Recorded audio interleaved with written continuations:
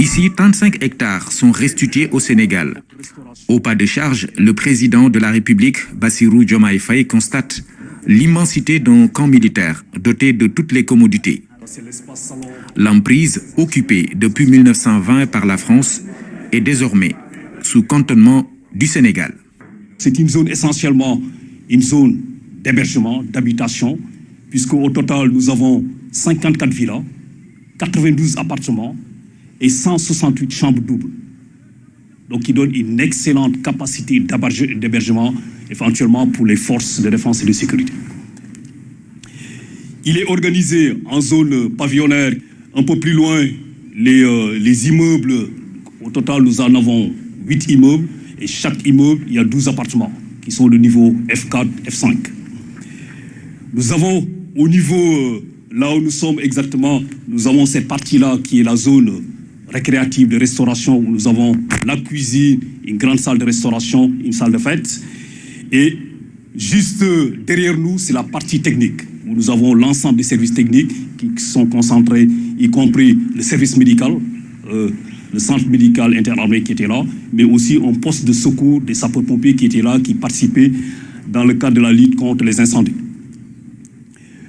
Monsieur le Président, nous avons sur le front de mer cet espace qui n'est pas occupé, qui a été maintenu en cet état, mais également une zone qui sert aussi d'exitoire des eaux de pluie, puisque voilà, il faudrait comprendre que le camp sert aussi de zone de transit, d'évacuation des eaux, notamment de la cité qui existe derrière, notamment dans le cadre du plan d'assainissement. Après Ouakam, direction la cité Saint-Exupéry. Ici, même constat, des logements libérés par des éléments français, ainsi qu'une vaste zone de stockage de carburant et autres matériels militaires. La visite dynamique s'est poursuivie au quartier Proté qui jouxte la Marine nationale, avec le même dispositif constitué de zones résidentielles, lieux récréatifs et bâtiments à usage de bureaux. C'est la nouvelle doctrine de coopération dans le domaine de la défense et de la sécurité qui est ainsi affirmée.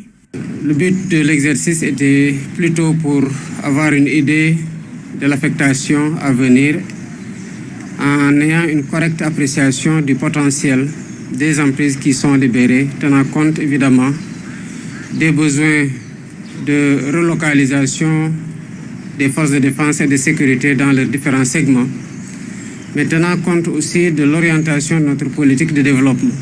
Il faut retenir que ces bases-là ont été tenues pour certaines depuis plus d'un siècle. Et pendant tout ce temps-là, malgré la congestion des forces de défense et de sécurité dans les différents sites, nous nous en sommes passés malgré nous. Maintenant que le Sénégal affirme fièrement sa souveraineté sur l'intégralité du territoire national, nous entendons en faire le meilleur usage qui correspond à l'orientation retenue dans le cadre de la mise en œuvre de l'agenda national de transformation Sénégal 2050. La restitution de ces emprises, fruit d'un dialogue bilatéral fondé sur le respect mutuel, ouvre ainsi une nouvelle ère de coopération stratégique recentrée sur la formation et le renforcement des capacités nationales.